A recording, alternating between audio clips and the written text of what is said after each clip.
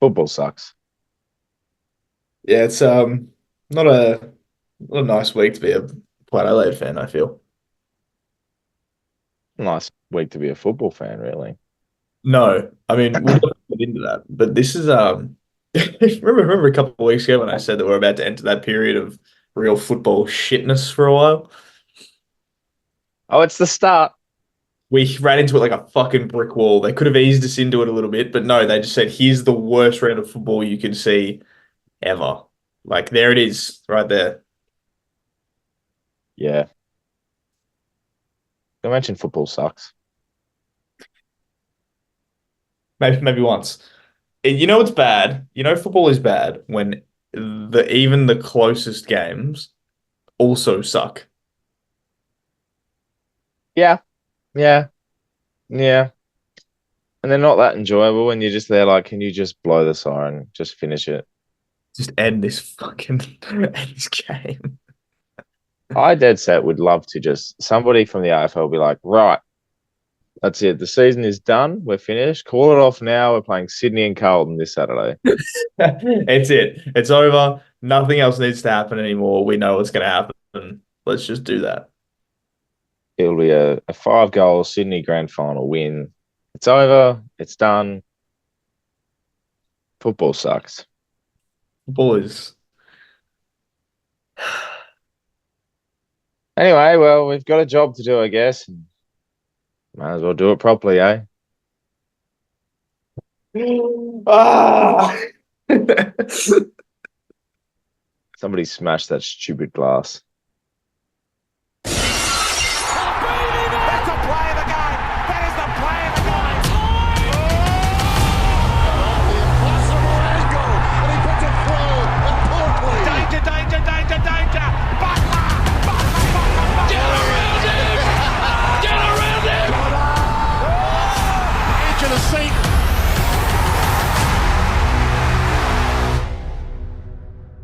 Jared Thomas.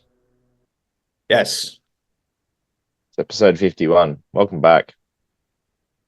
Thank you for having me back. It's been, like we were just saying, a tough week of football, but the favorite part of the weekend in terms of football is right now. So you're welcome, everybody.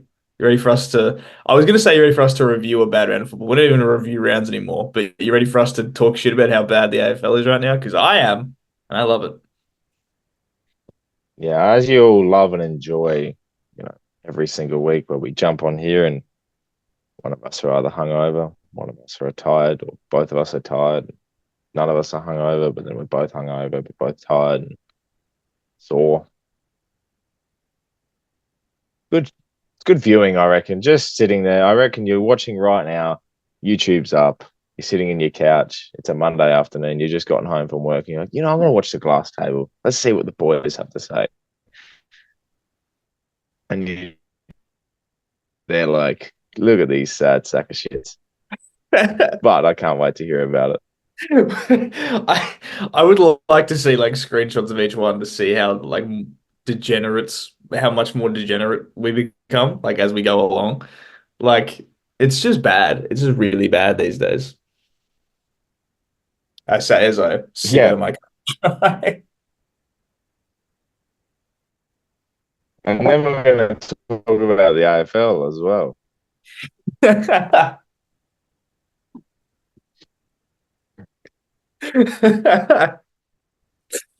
Oh, football.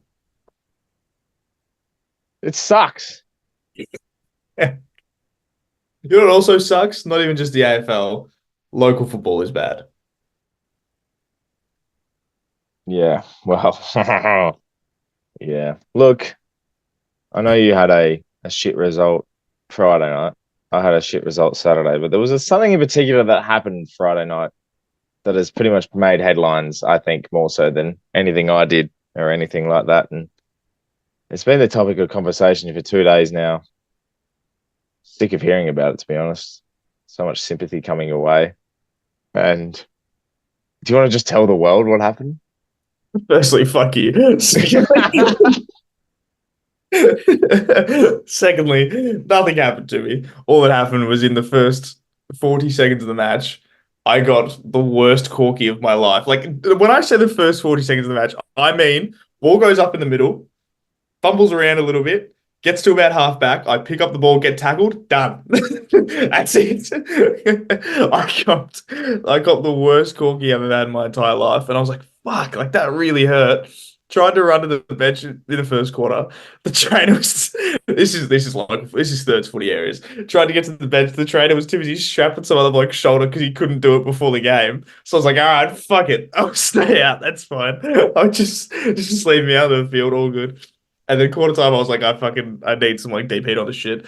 Tried to get through the second quarter, just struggled. Halftime, the trainer was like, all right, we're going to do the test. We're going to see if we can do it. He's like, all right, kick up with your right. That was fine. He's like, kick up with your left. I swear, I was trying so hard and it was doing nothing. Like, I physically could not kick my leg up. And he was like, you're done. And I was like, fuck.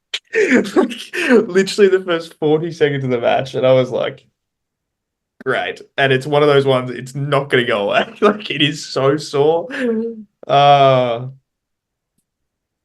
Ladies and gentlemen, I've heard that story before, so I really hope you enjoyed it. Just a big round of applause for Jared too, who's experienced a football injury. You know, it happens to the best of us. Some of us can go back on the ground, some of us can't. But you know, it's good that you've got that and you've experienced that now, and we're all better for it. Firstly, fuck you. Secondly, I once kicked 3 goals on a broken ankle. So basically, what I'm saying is I have done it before. I just there was a part of my brain that went, do I keep trying to run through this? Or do I remember that this is thirds football and I can just sit on the bench and it's gonna be okay? We're already down 5 goals. That was the part of my brain that was then like, that's what's gonna happen today. So, what you're telling me is you were subbed out of the game at halftime with a corked thigh. Yes, much like someone was subbed out of the game with a cork thigh. Who was that? Someone in Brisbane. Loman? Kyle Oman, yeah. Yeah, I saw that notification pop up and I was like, it's like, it's not just, it doesn't just happen to me. Just so I can get the real fucking logistics of this right now. You've gone thirds footy Friday night played at 7 o'clock, cork thighs subbed out at halftime, and you're comparing it to yourself to an AFL player subbed out of the game at 3/4 time when their team is 80 points up and there's no risk in the situation.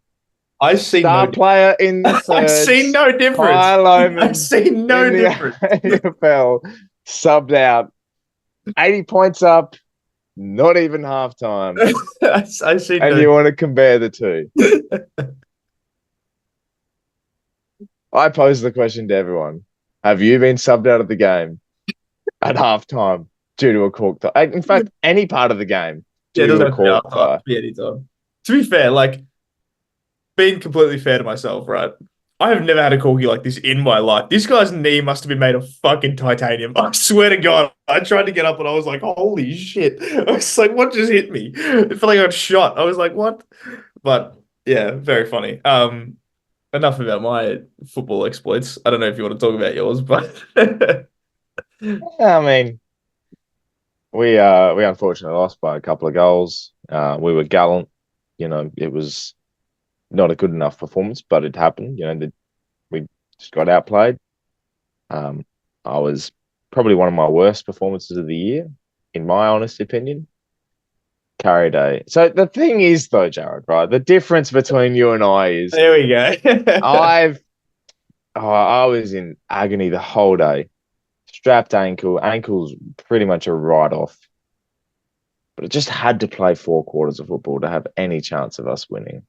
And I did it. See, I didn't pull myself off. Time on ground was 100%.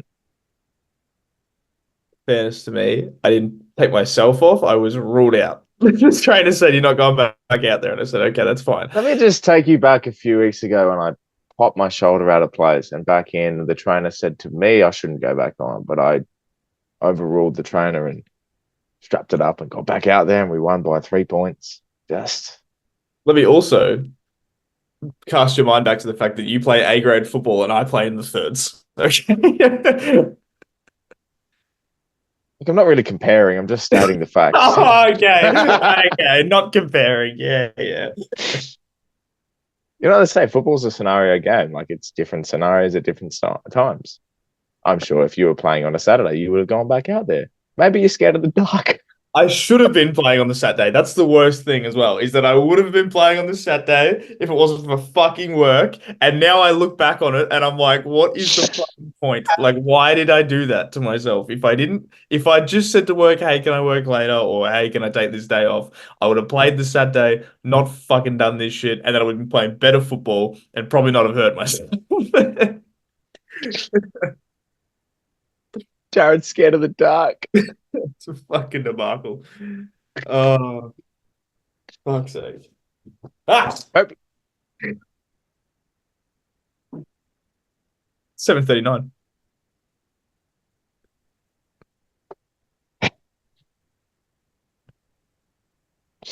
Anyway, enough about us and who's better and the heroic plays versus the need to be subbed off halves. Let me know, right? If we get halfway through this pod, if you're too sore or too tired or Oh, anything, fuck. if you need to go off and take a little nap or something like that, it's all good. I can host. It's fine. The glass table does need legs, but the glass can lay on the ground for a while. Fuck's sake. Anyway, enough about us. We're going to talk more about us. Just got a couple of things before we get into everything. Bit of a tip update for you. Yes. 76 and a half. I'm leading to 72 and a half. So you've caught up a little bit. Last week, we didn't have any differences. That's simply because I played it so safe. You say I even went safe. Even though I should be ticking up steps, I went very safe. Oh, I'm parking the bus. Yep.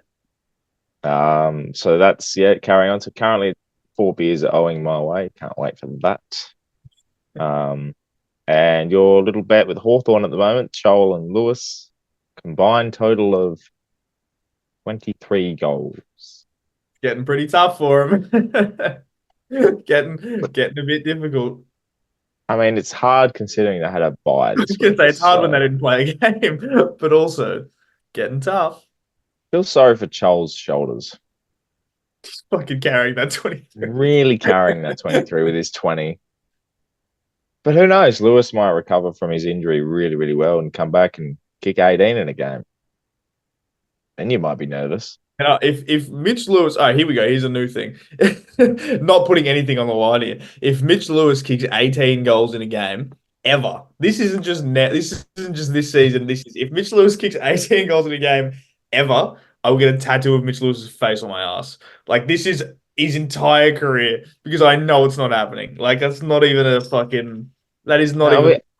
Are we talking AFL career or can he go back when he's 35 and AFL or VFL. I will even do that. play thirds footy at night? AFL or VFL. Thirds footy at night.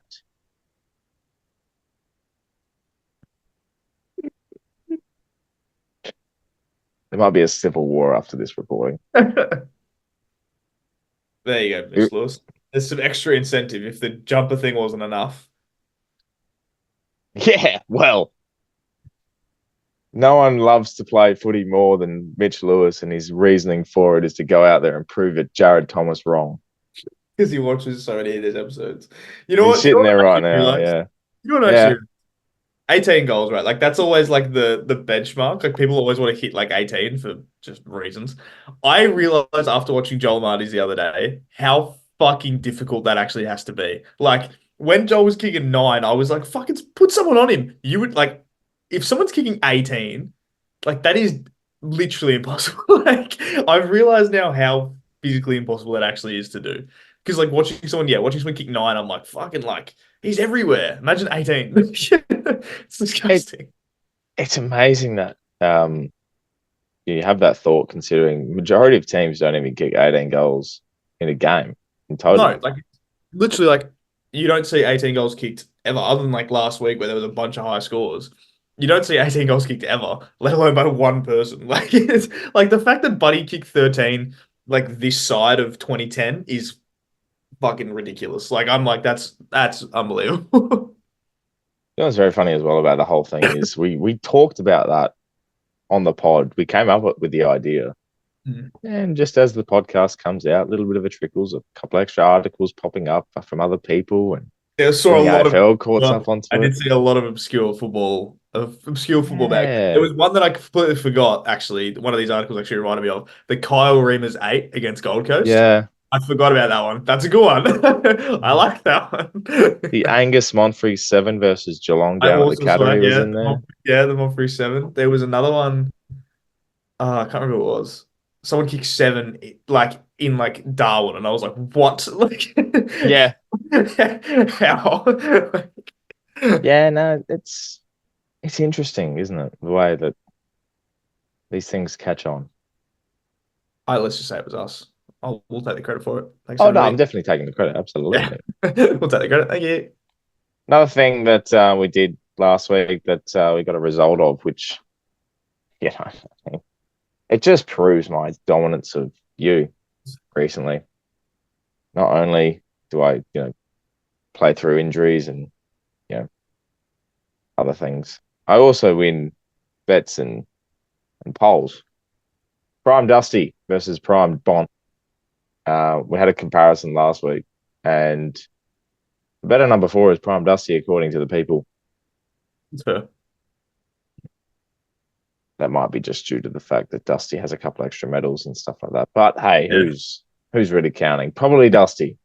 I like like I would say in terms of like a career, Dusty is like Dusty has the better like prime in terms of like when Dusty was in his prime, he was winning 3 norms and 3 flags and just like doing that stuff. I think like in terms of just actual skill, this is why I say Bont because like Bont is just to me one of the best people. We actually had a lot of like we had some people actually respond for their reasoning why underneath. So like there was just Dino just said Prime Dusty's a top 5 player of all time, which I don't necessarily disagree with. He's very good at football. Like 2020 Dustin Martin is disgusting. Like that's a good footballer. Like 2017, yeah. Yeah. If you were to do, and this will put you on the spot, if you were to do top 5 prime players since 2010, Yeah, okay. do you have a rough idea of what your 5 would be? I could give you I could give you at least the top 3. Mhm. Prime Gary Ablett Jr., Yep. which may be unpopular opinion here, but this is like first and second year at the Suns, Gary Ablett Jr., when he was just like the only person out there. Like that year when he should have won the Brownlow, but he did his shoulder, that Gaz. Um, Prime Gaz, Prime Buddy, which is about the early 2010s. That's when he's late Hawthorn, early Sydney. That year in Sydney where he kicked 81 goals. Do you know how fucking hard that was to do in like 2013 or whatever year he did that? Like Yeah. he did that kind of like, it was actually late, and that was like 16. It was late in his career, later in his career, and he kicks 81 goals. Like that is fucking stupid. Prime Gaz, Prime Buddy, and then Dusty is there. I also think Danger is there. I fucking Ooh, love Prime Patrick Dangerfield so much. He's a very, very good footballer. I like that. Hmm. And you have a couple of like rough estimates on who would be tracking Yeah, then behind. there's the Bont. You were talking about the primes. I think Nick Dacos is going to be that by the end of however this little stretch, especially if Collingwood win another couple flags. There's a few others that are like obviously just coming around the mountain. Obviously, Bont. I think Bont's prime has also lasted longer, which is a thing I would put in his advantage. Is that like Dusty's prime you would say is like 17 to 21, whereas I'd say Bont's is like 17 to now still. Like he's never really had a year where he's been down at all. He's been very good for a really, really long time. Yeah, I agree with that. Cool. Very nice. What do you think? There's another comment here. There's a comment here from Addy that said he picks Dusty because he's an awesome kick for goal. I tend to think the Bont is also a very good forward, but do you rate Bont? Do you rate Dusty better as a forward or Bont better as a forward, knowing that Bont is more of a presence in terms of in the air, whereas Dusty is more of a presence on the ground and like around packs and stuff like that? Hard comparison because our game is so based around that set shot for goal, but Yeah. the impact on the ground when that can't be converted Um, for me, I think one-on-one, they're very similar. Can outbody anyone. I think for presence of mind and the way, and this is the other thing as well. They've both teams that they've been a part of have had very different sort of structures. So Yeah. the Dogs have always been that tall forward line, can play tall, whereas the Tigers in their prime flags, I reckon they played around Rewalt. They were the small ball. They were small ball. Yeah. Yeah. And Dusty could play as that one-on-one forward deep. And look, I think for presence of mind and the way, you need to execute certain things, I would take prime Dusty in the forward line. Yeah. As a damaging midfielder, I'm taking Bont. I think very different, but I think a lot of people will see Dusty like three flags, countless Norm Smiths. There was a Brownlow in there somewhere, I'm pretty sure. So like, I don't know. I think they see that and they think Dusty all time, but very close. It's closer than people think. I also think, obviously, Bont's career isn't over yet. Dusty's is very close to being over. Bont will still play for another while. Like, Bont isn't going away for a while. And I agree with you in that I think as a pure midfielder, Bont is better. Forward line, while Bont is very good still, Dusty is that kind of guy like Gary Ablett Jr. was, where if you get him the ball somewhere in the 50, you are terrified the entire time because he will kick it. He'll kick it like it's going in, and you just have to cop it and deal with it. Like, yeah, it's a thing. It's like they're very different, but they're also very similar in that if you put them out of the midfield and put them in the forward line, they then immediately become the best forward, and it's like that's gross. Like, you shouldn't be able to do that. Like, that should be illegal, but you both can do it. But they're also very different apart. Where Bont's like that, the prototype midfielder where he's a giant, like he's 195 centimeters playing midfield, whereas Dusty is like more the regular height, but he's just so like built and big and that kind of stuff. Also, thanks for asking about what my top five would be. Just that was why I wanted to switch it up with you asking the forwards thing, but no, that's all good. That's fine. That's okay. I'll just give you all the airtime. I just gave you.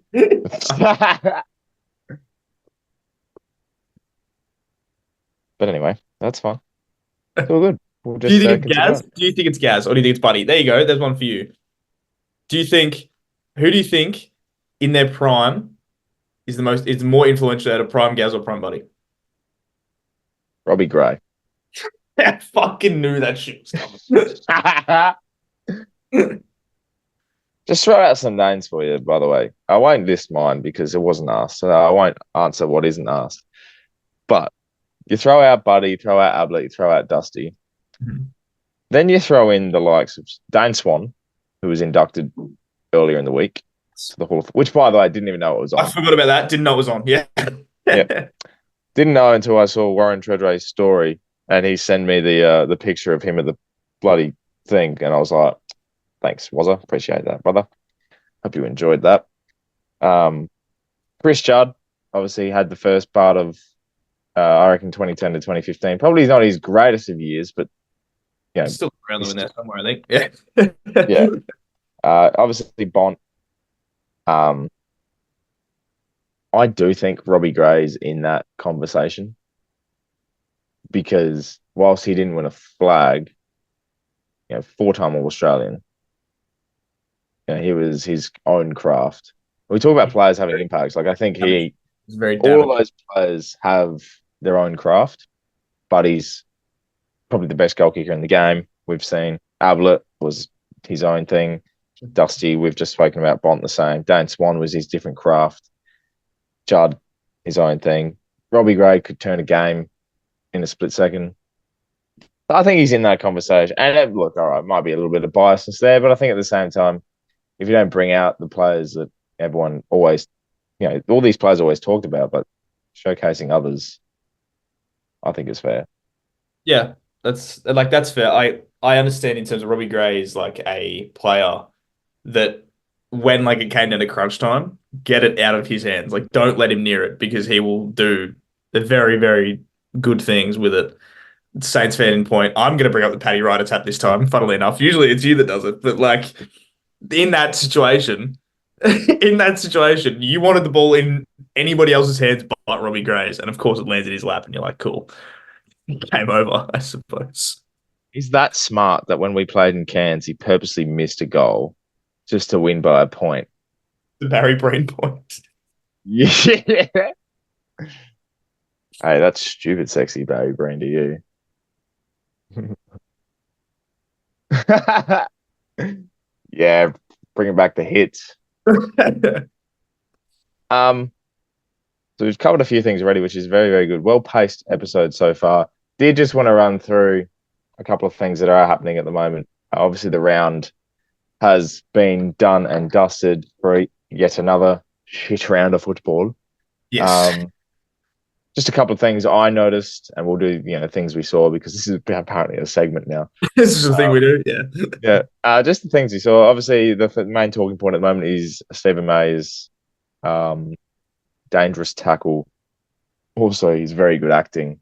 Now, the dangerous tackle has been a topic that's been around for what, 4, 5, 6 years, I reckon. There's been a couple where I've just seen them and they haven't been paid. And then you get to this and you just see what Stephen May did. And I'm like, you know what? It's just stuff like that. I don't want people to get hurt. It's just not, not fun, not good to see. But like, he should be pulled off to do a concussion test purely for the fact of how much brain cells he doesn't have when doing that. Yeah. I didn't get to watch much of the game live last night. When I remember hearing the commentators talk about it, and I was like, Stephen, you're losing it, man. Like, I then watched the video and I was like, it's also the slow-mo makes it look so funny because you could see him throw his leg to be like, oh, he's slinging me, and I'm like, oh, like, fuck. Like, It's that's the worst thing. That's what, and we've been harping on about it the last few weeks with umpires and stuff.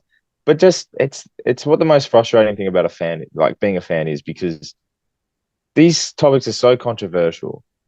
There's so much amplified about it, and when we get to it, it just doesn't help the game. Like, it might help you in the situation, Stephen, but it just doesn't help the game. Like, I understand you're getting a free kick from it and you're trying to do everything you can to win, but just it's really frustrating because then we just go back 2, 3 steps and be like, oh, well, now we have to fix the dangerous tackle rule. But now the umpire has to interpret, oh, was he actually slung? Was he actually in a position where he faked it? now there's gonna be a new rule change. Like, there'll be a rule change now where if a player over exaggerates, it's a free kick against them, and it's just gonna throw. This is what I was saying, and I said it like a couple weeks in a row.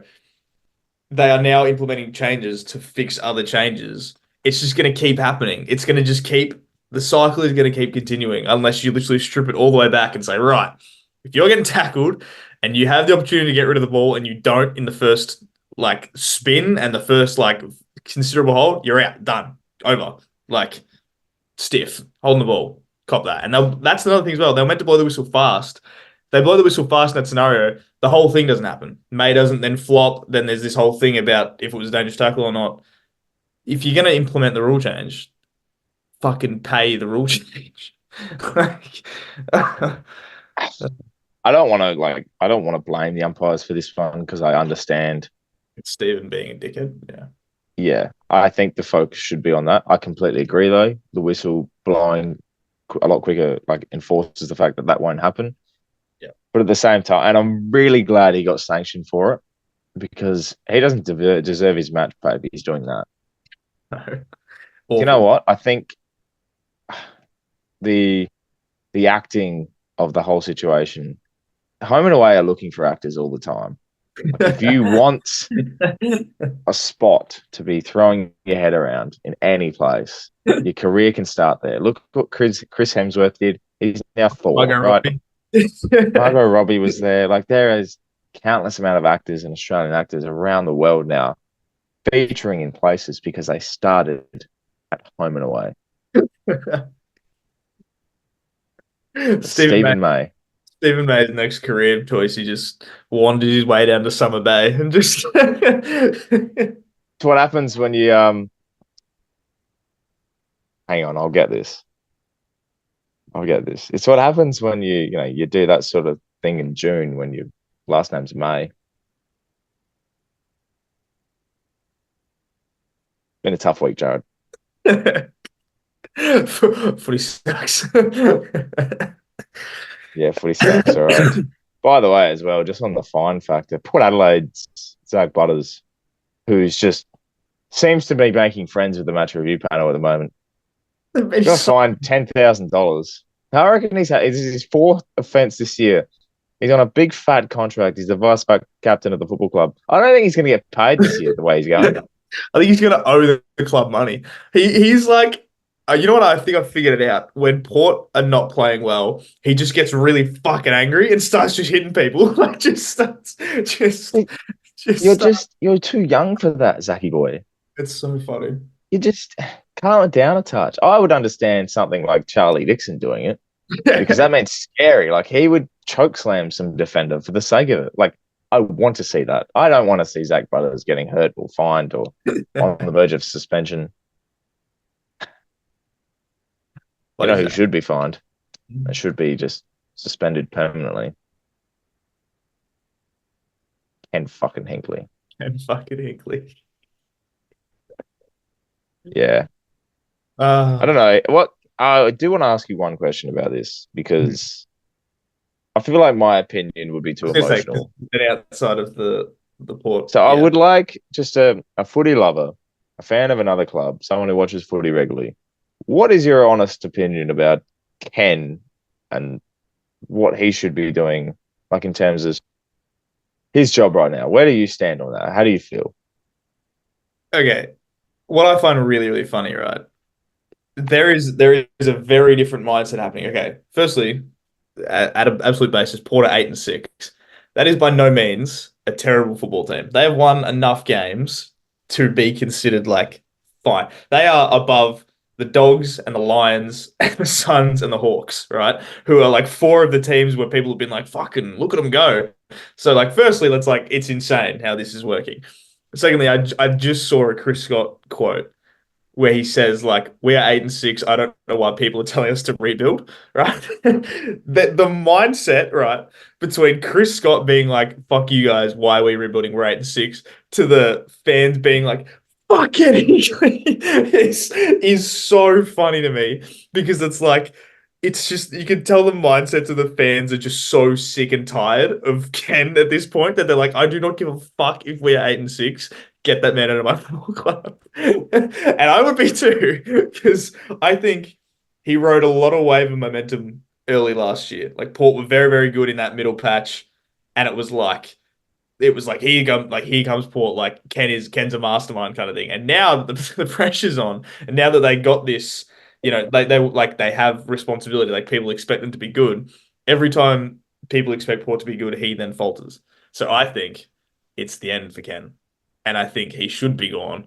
And I think every footy loving fan that isn't a Port Adelaide fan also knows that, but they also don't want it to happen because it's like if Ken stays coach of Port, that's going to happen kind of thing. But like, I don't think he is. I think he needs to be done, but I don't think he's going to get sacked. I think he's going to leave. I think you're right. The thing with, and I'll give you a bit of insight because this is the fun of being a Port fan at the moment. Yes. For the last 12 years, we rode this wave of Ken was the saviour of the club. And I don't think any one of us, any Port fan in particular, will take that away. I've loved the quote that he had at the start was, I might not have been the first man, but I was the right man. And he's given us some unbelievable moments. And still to this day, there's still remembered as some of the great AFL moments. But when the time comes where you've won 2 finals in 10 years against the same club, the last one obviously being in a qualifying final in 2021, we've Port have been at such a base in the top 8, top 10 conversation for however long Ken's been a coach for. But now when you sit there, and I don't like the opinion of, all right, we're above Brisbane, Dogs, Gold Coast, Melbourne, Hawthorn, all these teams that are considered better than us or whatever. And I think it's very funny to me that Geelong, Port, and Melbourne are in that conversation of what the fuck are they, and yet are still sitting in the 8. I think that's what all their fans are holding on to at the moment. Yeah. I think out of the three, I do feel Port are the ones that can turn it around. They have the quality. Yeah. But I think when it comes to it, it's not just this season we're booing Ken for. We're not talking about Ken. Ken's had his time. What I'd love to see is I agree. I think he'd step away and say, all right, my time's done as coach, but Josh Carr comes in next year. I think that's the underlying plan here is Josh Carr's going to take over. Ken maybe overlooks and helps out throughout the time next year and we see how it goes. So it's sort of still somewhat involved, but it's Josh Carr taking the keys to the car. Start the car. But in saying that, if it's already like Josh Carr's having his input more so than Ken, like that's a bit concerning. Yeah. So I don't know. It's I think all Port fans now, they're not even like what I've always said this, and this is my one thing I've always lived by. If you're a football fan, and I reckon you can attest to this, if you're a footy fan and you're sitting there and you feel helpless about the way your club's going, it's the worst possible feeling to be as a footy fan. If you ride in the wave of a Carlton, onslaught that's happening at the moment, or Sydney, you're feeling great, life's good. You don't have to do a single thing. All you have to do is watch 4 quarters of footy, and you get to brag for 7 days a week. That's all you have to do. We sit here as a Saints fan, as a Port fan, I see Crows fans. All these teams have had expectations, but now have fizzled at a part of the season where Crows aren't going to make finals. I don't think St Kilda obviously make finals. I'm sorry. I don't think we're going to make finals. Like it's so helpless now that you can't change a thing and there's still 10 rounds to go. Yeah. So what's the one thing you can change and still feel like, you can have hope not going into the rest of the year, but for the future and know that change is coming? Pull a pin for it. Like that's my opinion. Yeah. I agree. Like it's I think once you kind of know that you're going to a dead end, I think Adelaide's very much the same. St Kilda's been different with Ross, obviously a newer coach, a new old coach, you know what I mean? But like I think the Crows are in the same situation as Port where you guys are kind of looking at the same dead end. Like it's like we're not going to get any further with Ken, we're not going to get any further with Matthew Nicks. Like this is just how it is kind of thing. I watched the video today, I'm pretty sure, there is a video from, I don't even know what year it is. It's fucking ages ago. And it's Brendan Bolton when he's at the Blues, right? And the Blues were awful under Bolts. But there's a video of him and he goes up to the whiteboard and he puts 5 names on there, whatever it is. And it's Wiedering, Marchbank, Curnow, Mackay, De Koning, right? All of these players at the time are all like 20, 19, like the fresh faces. And they said, no, and he says, like, no disrespect to anybody else. This is the future of the club. Now, Brendan Bolton didn't last much longer. He was there for maybe 2 more years kind of thing. But you talk about those 5 players, they are essential to Carlton right now. So what I think, Ken has done so much for Port Adelaide in this time. He has nurtured Rosie, Butters, all these players into the players they are, but he isn't the guy that's going to take them to that spot. Brendan Bolton wasn't the person that is taking Charlie Curnow, Harry Mackay, Tom De Koning, Jacob Wiedering to these places, but he was the guy that said, these are the keys, these are the players that are going to get you there. Ken can do the same. Ken can be like, here is the players, here's Horn Francis, here's Rosie, here's Butters. You have to do the rest. Like, I think that's what his overlying legacy is going to end up being. Could have said it better myself, really. Here we go. I like it. Like, yeah, put it up there. Rosie, Butters, Horn Francis. Yep. I said it in my review. There's almost a point now where you go, instead of being this, we're the self-help group of the AFL. Like we bring in all the rejects from the other clubs and try and make them better. Yeah.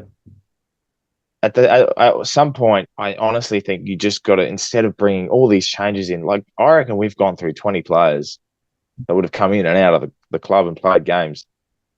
Stick to a core. I think we've got it now. We've got the core, but stick to a position where you're not doing that all the time. Look to the draft for the next couple of years. I think we've got a good crop. Rosie, Butters, no, not Dursman anymore. Rest in peace to that. Rosie, Butters, Horn Francis.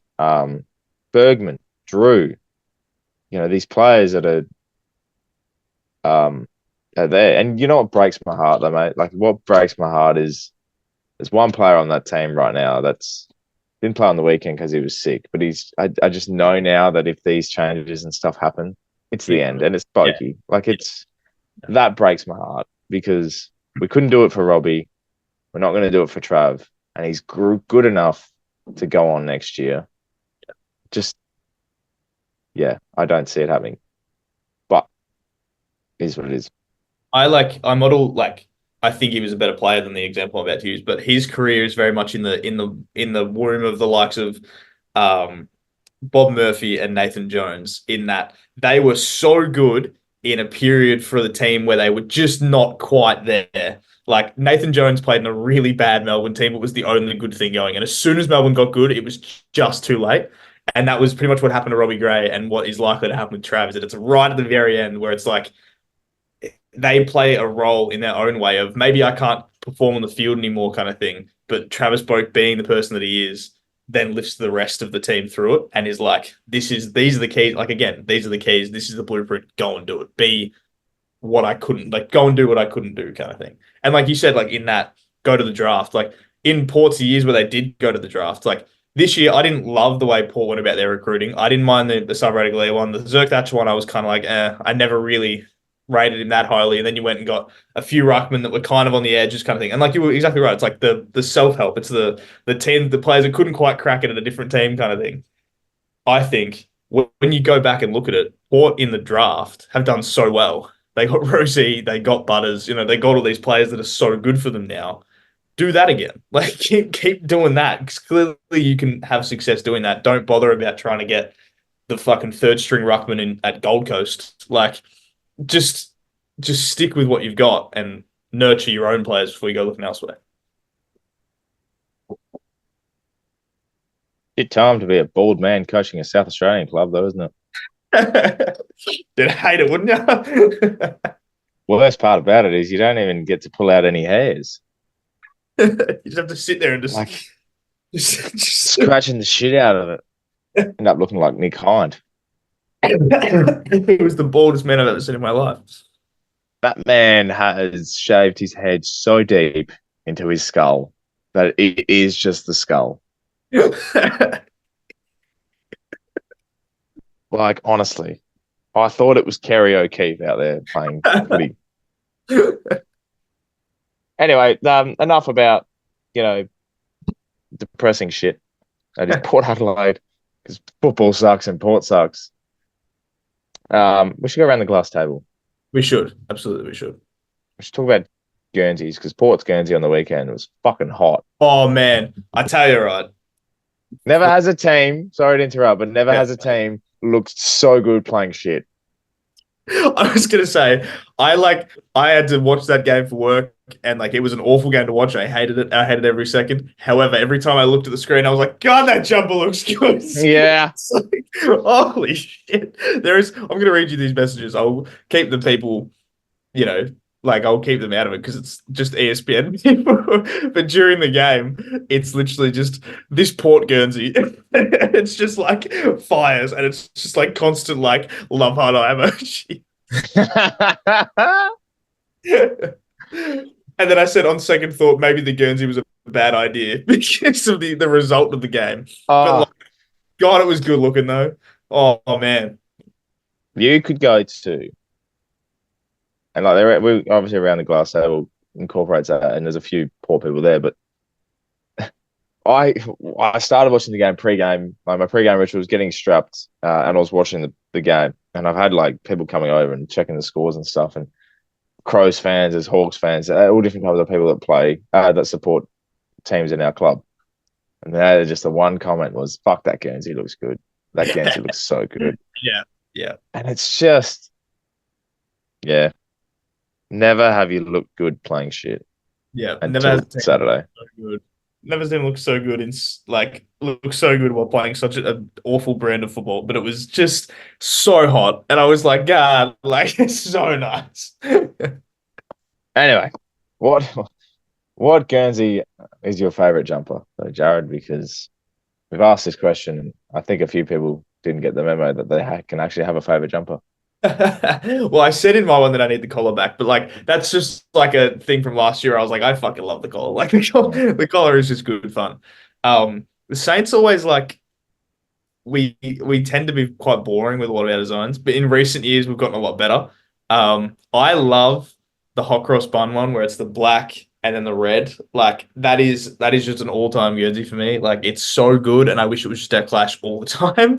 Yeah. Like that's just always the one. Like I have a weird thing where I don't really buy home jumpers because the home jumper is never going to change. Saints are one of the like I was going to say one of the rare teams, not one of the rare teams. Saints are one of those teams in the AFL where their home jumper is never going to change.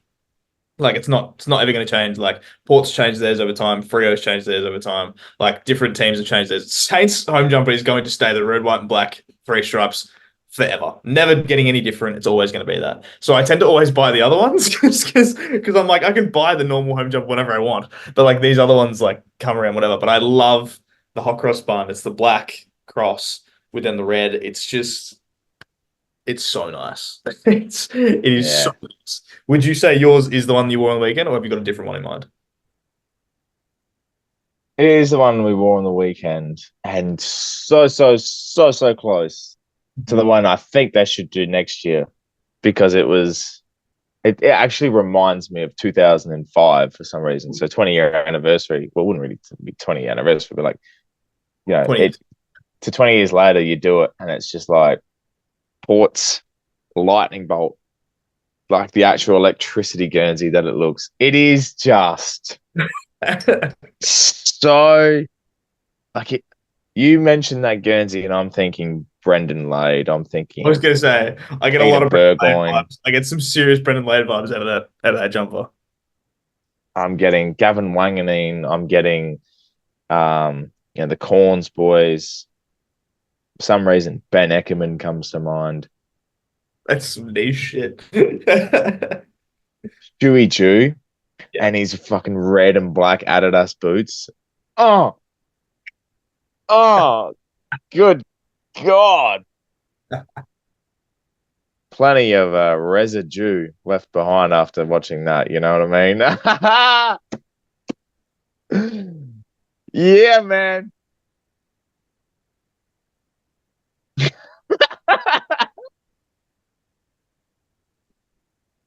Holy shit! Got you good, did I? Yeah, well. Oh shit! That really got me. Yeah, no, good one. No, I get it. I get the Brendan Lade vibes from it too. I don't know why. It's just like I think I get it because like I like one of the first set of footy cards I ever owned was the 2006 ones, like the Herald Sun ones, and because it has the photos from 2005, and I'm dead set certain there is photos of Brendan Lade in that album, in that jumper, and it's just like it's so nice. I love that poor one. In terms of like just random Saints ones that like you said, like you match that Port one to like a specific year kind of thing. I match a specific Saints one to a specific year, and it's the one where our away jumper, so we had a normal jumper. Our away jumper was the exact same because it had a white on the back, and the white was just really big in the middle, like a big white strip, and then thin red and black on the Yeah. side. And that is our 2010 grand final jumper, which Yeah. is.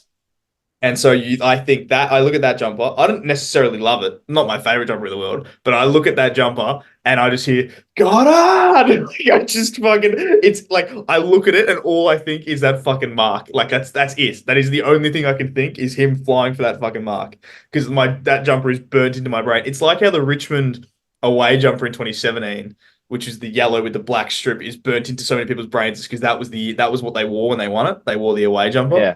It's the same thing with me. It's like I've got this fucking away jumper burnt into my brain because it's just Goddard taking this fucking mark. I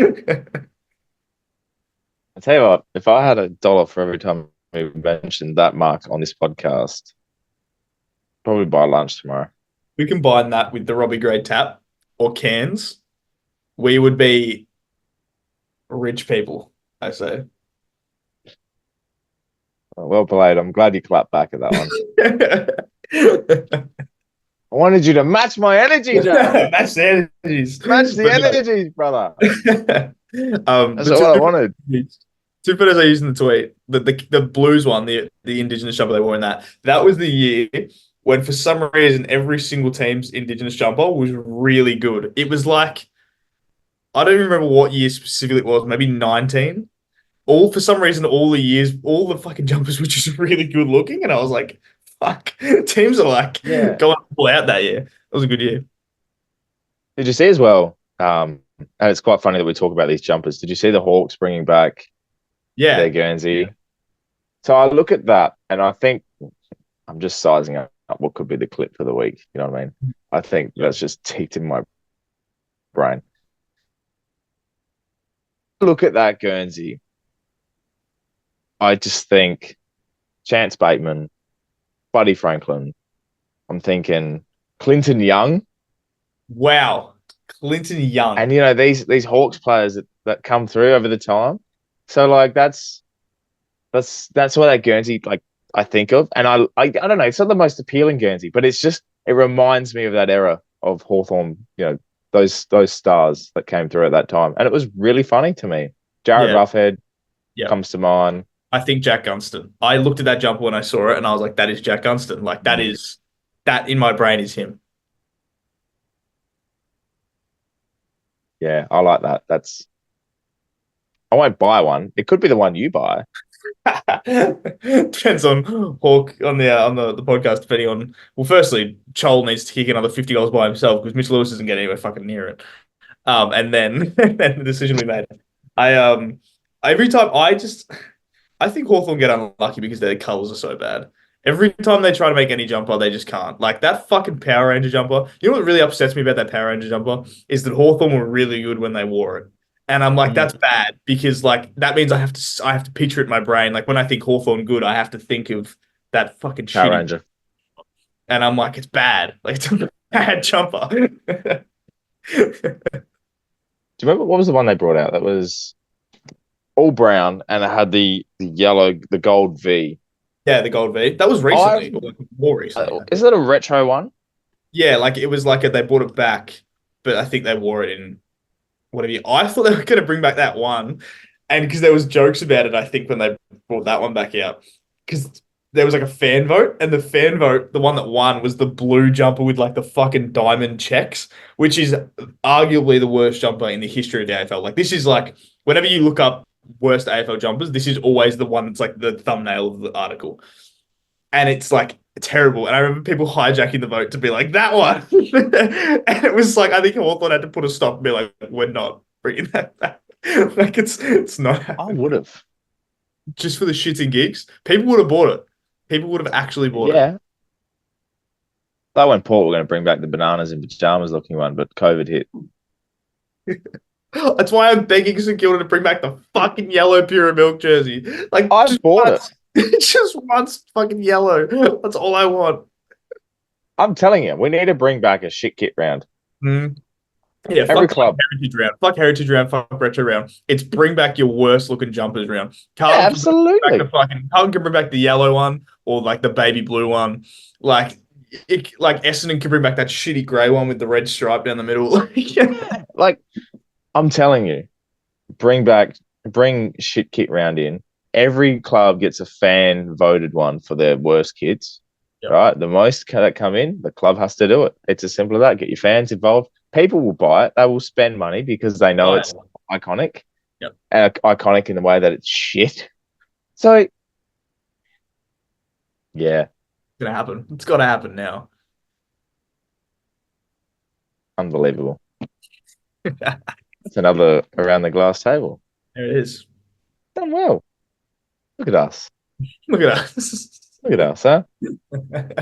Fucking so nicely. We're the fucking poor run man. I don't think there's anything else we got to talk about. The only other thing that I'm talking about is the mark and goal of the year. The new prizes that were announced for the mark and goal of the year winners. Oh, yeah. Which is hilarious. Firstly, bring back the fucking car before we get into absolutely anything else. It's not even just the fact that like it was just a prize that always gets associated with it. It's the fact that when I think of like the Gary Moorcroft mark, I think of Bruce McAvaney being like, give him the car. Like that's what I think of. And it's like, just let him have a car. Like, please. I don't mind the 50,000 cash and the frequent flyer points for the mark of the year. One of the guys, another ESPN thing, one of the guys did the math on the 2 million velocity frequent flyer points. That is 7 round trips to Europe. That is so many fucking points. Like, that's a fucked amount of frequent flyer points. Can I say, the fact that they've done that, can the AFL put out a memo, and Virgin as well, instead of saying, because everyone like frequent flyer and Virgin, you know what it means. Yeah. Instead of calling it the Virgin mark of the year, can we just call it the frequent flyer? Yeah. Like imagine being like, oh, that's a good petition. I don't know who takes marks. Jeremy Howe. Yeah.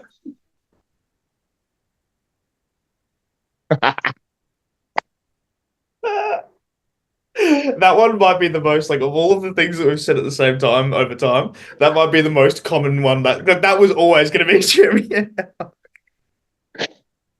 Oh, we've just had another moment and it's great. There it is. Clipping that one up, boys. Yeah, so I was like, Jeremy Howe is a frequent flyer. Like, he's the frequent flyer. Like, you call him, you just call him the frequent flyer. Like, yeah. I think that's a good one. I like that. You know, and they're like commentators could have a play on words with it. Oh, he's a frequent flyer. He's been up in the air, like all that. 2011 frequent flyer, like, you know, like shit like that. Like, yeah, really cool. Yeah, I like that more. And the goal of the year is $50,000, and $10,000 will go to the Players Junior Club, which I think should have been done for both mark and goal of the year, if I'm honest. Look, I'm gonna play devil's advocate here. That shit is boring as fuck. That's the most boring prize in the history of prizes. Great for the club, right? Add that. But like that is so boring. Like if you win mark of the year, you get frequent flyer points and you get cash, whereas this you just get cash and then 10,000 goes to just like the junior club that you might not even talk to anymore. Like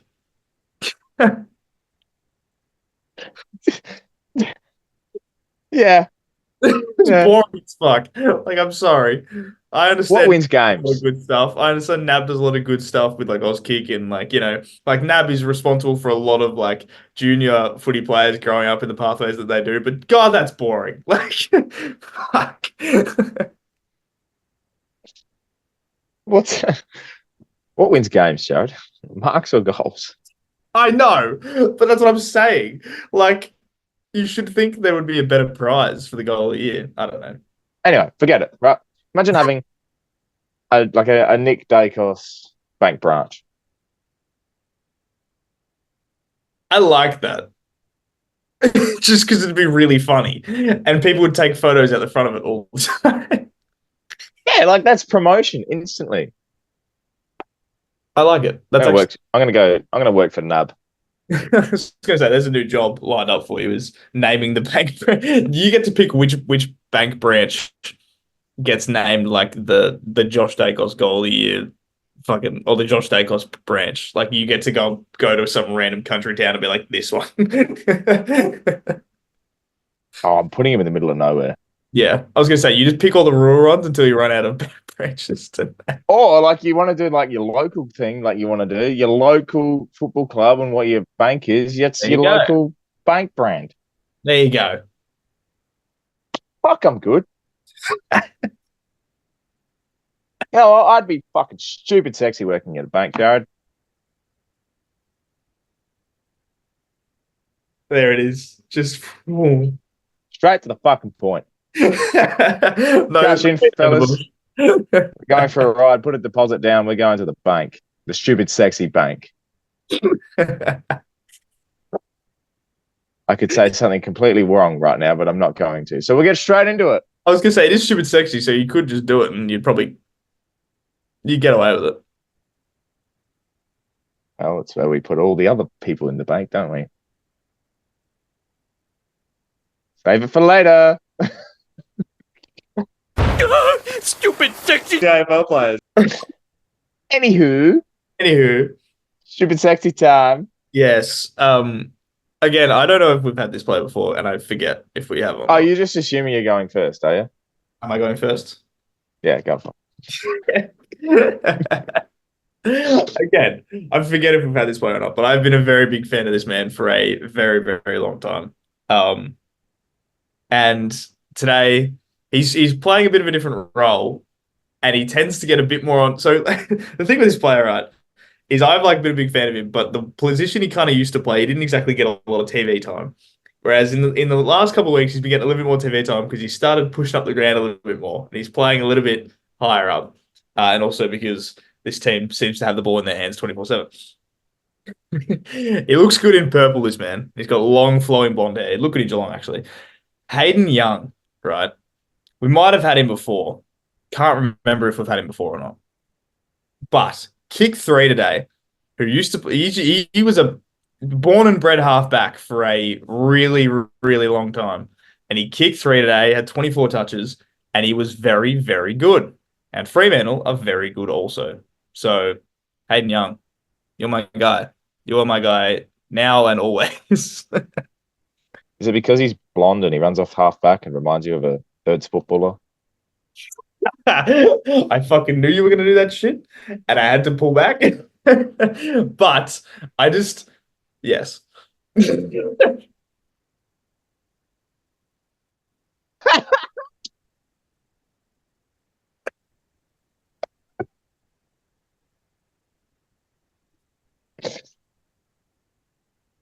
Whatever gets you going at night. Although you can't seem to play at night, to be honest.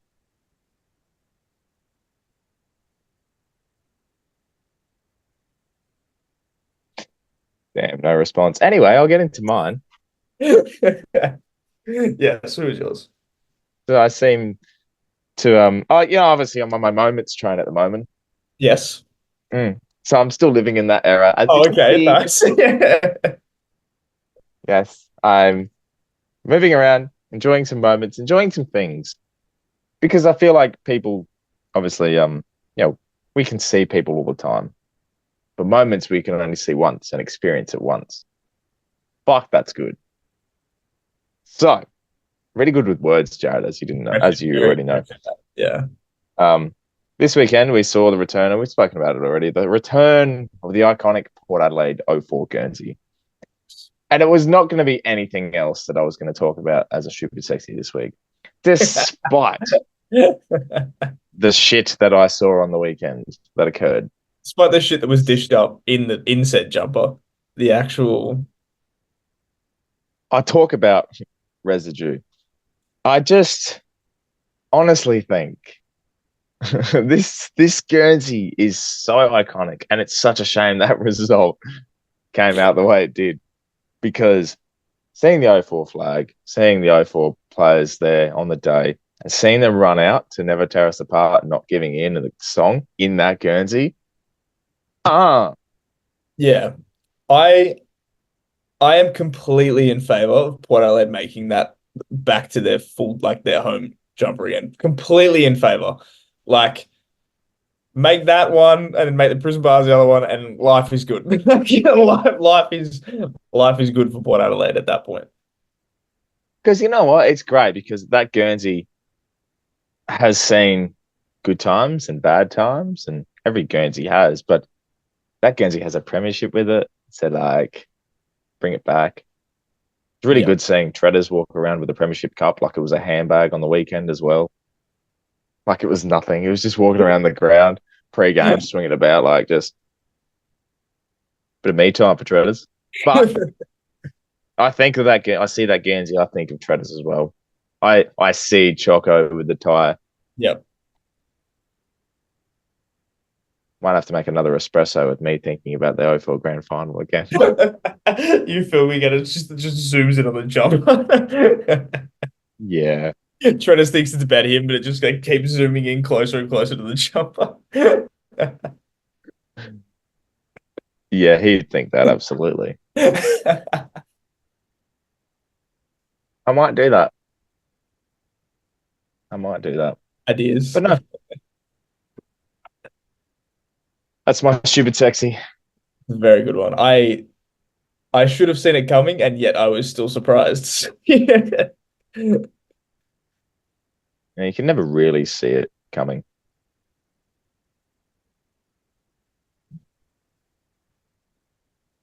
Till they announce it on the socials page when they bring it back and they can sell it as a retro Guernsey. Yeah. Good save. Actually, I've changed my super section. I haven't changed my super section. I'm just adding another one. The graphic that Port Adelaide was using on the weekend. Oh, You know, talk about having sorry, let me just find a towel. talk about having to deal with a lot of shit performances while something was looking good. The fact that the Port Adelaide social media team had to put that scoreline on that graphic was a fucking disgrace. I was like, that graphic deserves so much more than that fucking scoreline because that shit looks so good. Shout out to the Port Adelaide social media team. They were unreal.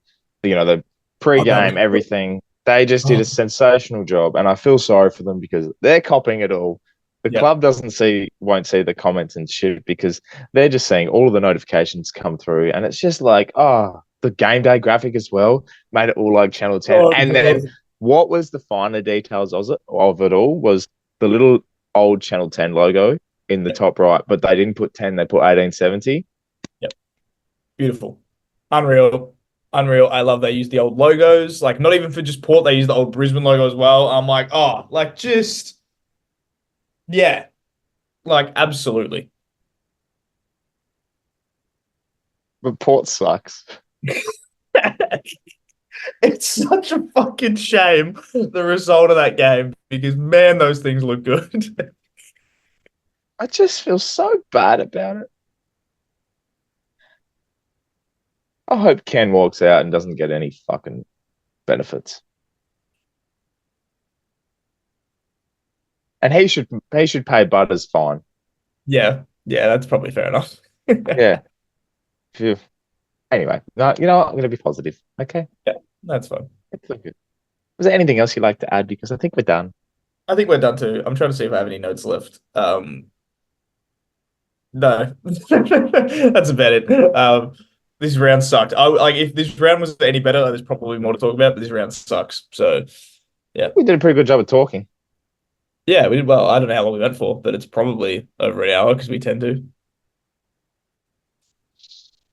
Direct quote that we had pre-game was essentially could be a short one.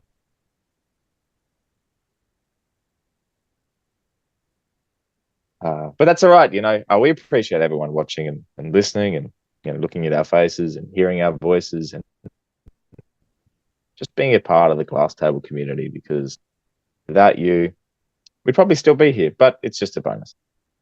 We'd be doing this anyway. We'd either be doing it in an episode form or we'd be doing it, just talking about it. It just happens to be that we broadcasted for everybody.